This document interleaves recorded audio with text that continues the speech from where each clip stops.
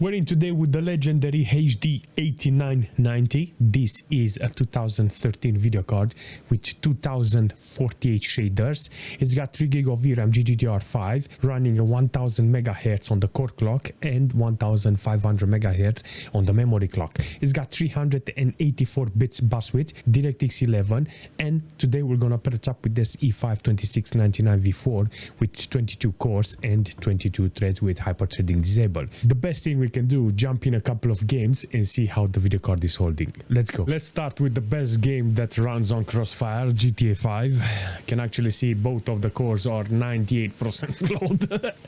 560 watts consumption from this. It's a fantastic performance overall, you know, with this computer. The only problem I have is the VRAM, you know. In some situation, I think I can get away with if I have 4 or 6 gig of VRAM, but this is only 3 gig of VRAM. Do I get some stutter? Because I know this video card can actually do the job, and the best thing we can do is just drive around and see on maximum details how this mammoth of a video card is holding. It's not every day you're gonna play GTA 5 with an HD 8990, you know, in your computer and max out everything in GTA 5. It's got maximum load on the core. I even changed the thermal paste in order to try to keep this video card cool, because I know that this video card is gonna get hot. There's a couple of other models that have better cooler, but this one is not very known to be cooled, you know, and in this situation I clearly don't want to destroy it, you know.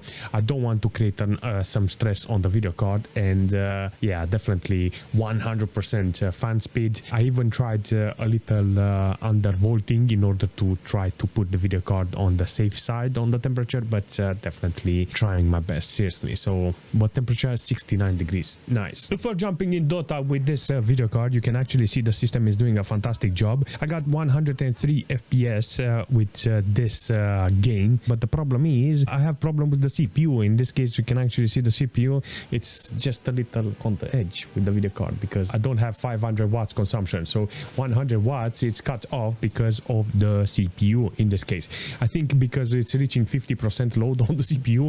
I mean, 22 cores and it's reaching 52, it's reaching 50% load on the CPU. I think that's the only reason I have 100 FPS. The video card doesn't have any problems. It's doing a fantastic job. The GPU is not stressed with 60% load on the cores. It stays below 70 degrees, and that's something that I like on a video card like this, because I don't want it hot and I don't want 550 watts consumption from this, you know. But at the same time, it's not showing the full potential this video card has, because the CPU needs to be a little faster.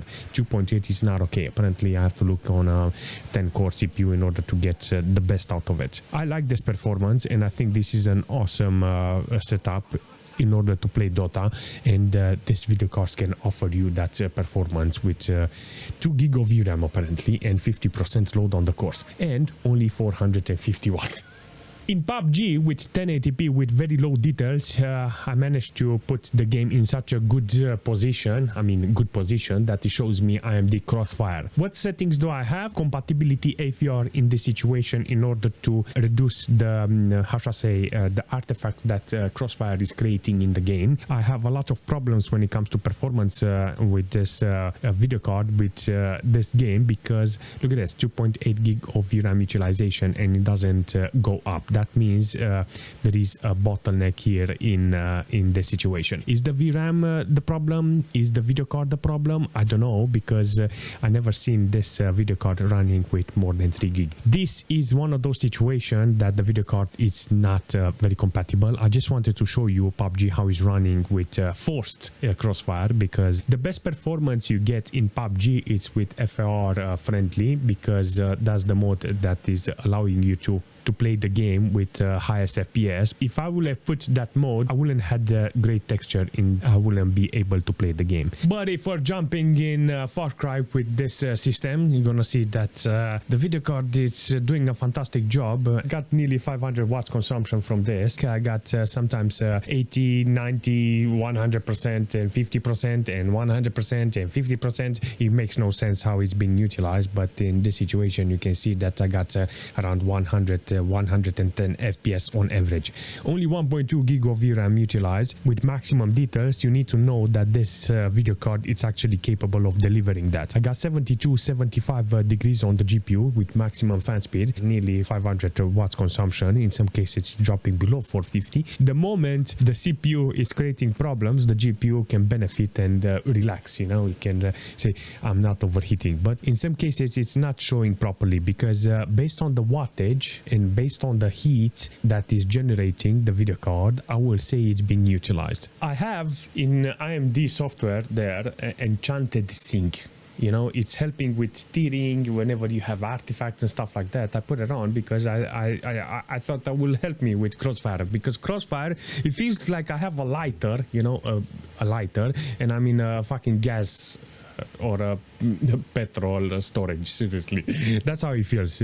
With crossfire, it's always some problems. Regardless, I disable enchanted sync, disable vsync in order to have 64 65 fps, because here you can see that the video card is not reaching maximum load. Based on the wattage, I know that the video card is on maximum load, and based on the temperature, I know that the video card is on maximum load. So it doesn't show me there, it only shows 64 100, 64 100. Do remember, this is maximum details 1080p with maximum details. It's not meant to be run like this. I mean, I'm expecting this to lag, you know, because majority of the time I have to put medium to high details or something like that. Let's face it, it's not every game it's meant to be run at maximum. By the way, Crysis or maximum details, come on, even after so many years the GPUs are still struggling to actually run with this performance. I'm going to show you a game that runs really nice. It's utilizing the video card properly. 2.9 gig of VRAM utilized. It looks gorgeous on maximum details. This is one of those games that actually performs really well with crossfire. Battlefield 1 loves this video card. Battlefield 1 loves this performance. He knows how to utilize this video card at maximum and is doing a fantastic job with this. The only problem I have with this is that the video card is overheating. Seriously, 79 degrees with 130 FPS. This is utilized at maximum. On the system side, you can see that it's using 12 gig of system RAM in order to deliver this performance. The computer itself is doing the job too. 40% load on the CPU with 46 degrees. I think this is an awesome performance overall. I think it's possible to actually utilize this with more efficiency than this, because it's a lot of FPS that is not required. Of course, it's generating a lot of heat. When it comes to performance, I really like a video card that is actually efficient.